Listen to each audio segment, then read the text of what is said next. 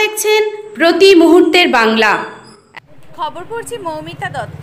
হাওড়া উলুবেড়িয়া পূর্ব কেন্দ্রের 14 নম্বর ওয়ার্ডের রাস্তা মেরামতের কাজ সফল হতে চলেছে। জানা গিয়েছে কাউন্সিলর বাদশাহ মিদ্দে বহু প্রচেষ্টার এটা ফল। বর্ষাতে হাঁটু ভরা জল নিয়ে এলাকার সাধারণ মানুষ জীবনযাপন করতেন।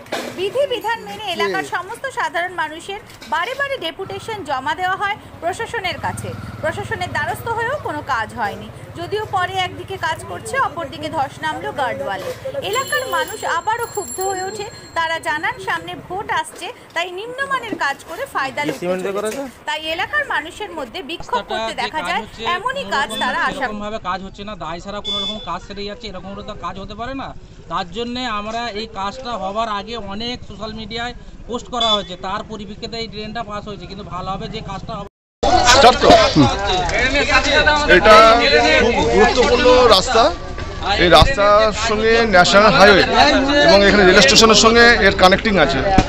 এই রাস্তার মধ্যে ব্যাংক আছে, টেলিফোন এক্সচেঞ্জ আছে। এই রাস্তাটার গুরুত্ব অনুসারে রাস্তা এবং ড্রেন করাটা খুবই জরুরি ছিল এবং পৌরসভার একটা বড় ভূমিকা ছিল। কিন্তু আমরা পৌরসভার ভূমিকা এখনো পর্যন্ত দেখতে পাই না। এটা যে ড্রেন করছে, সে ড্রেনের কোনো শিডিউল পেপারও এখনো পর্যন্ত দেখানো হয়নি। বারে বার আমরা অভিযোগ করেছি, কন্ট্রাক্টরকে অভিযোগ করেছি, লোকাল কাউন্সিলর আমাদেরকে এসছে, অনেকবার সহযোগিতা করেছে, কিন্তু এরা কোনো রকম পেপার আমাদেরকে দেখায়নি। তাছাড়াও এরা যে কাজটা করছে সে কাজের গুণগত মান একদম নিম্নমানের। বালি সিমেন্টের যে নিয়মে দেওয়ার কথা সেটা দিচ্ছে না। সেটা আপনি দেখতে পাচ্ছেন, প্রাচীরটা পড়ে গেছে এবং নিচে যে দুটো করে ইট আছে সেখানে কোনো মশলা নেই, নেট করেনি, উপরে কোনোভাবে শুধু নেট করছে। তার থেকে বড় কথা 800 ফুট প্রাচীর, দুটো প্রাচীরের মধ্যে কোনো সাপোর্ট নেই। যেখানে 6 ফুট ছাড়া বিম দেওয়ার কথা ছিল সেটা দেয়নি। এদেরকে বারে বার বলা হচ্ছে যে দুটো প্রাচীর কার উপরে থাকবে, সেই দুটো প্রাচীর থাকবে।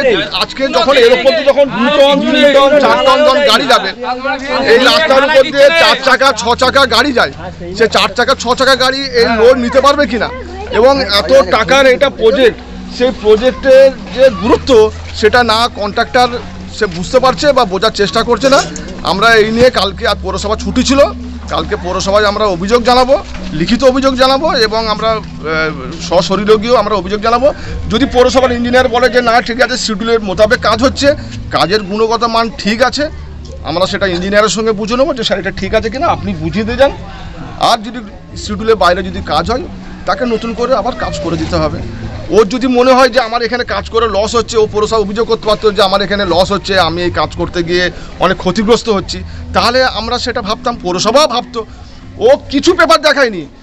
আপনি যে দেখছেন বালি সিমেন্ট, নিচে জিরো স্টোন চিপ দেওয়ার কথা, সাদা বালি দেওয়ার কথা, না সাদা বালি না এই ইটের ভাঙা দিচ্ছে। আপনি নিচে নেমে দেখতে পারেন। হাওড়া থেকে জুলকার্নিন আহমেদের রিপোর্ট, PM বেঙ্গল।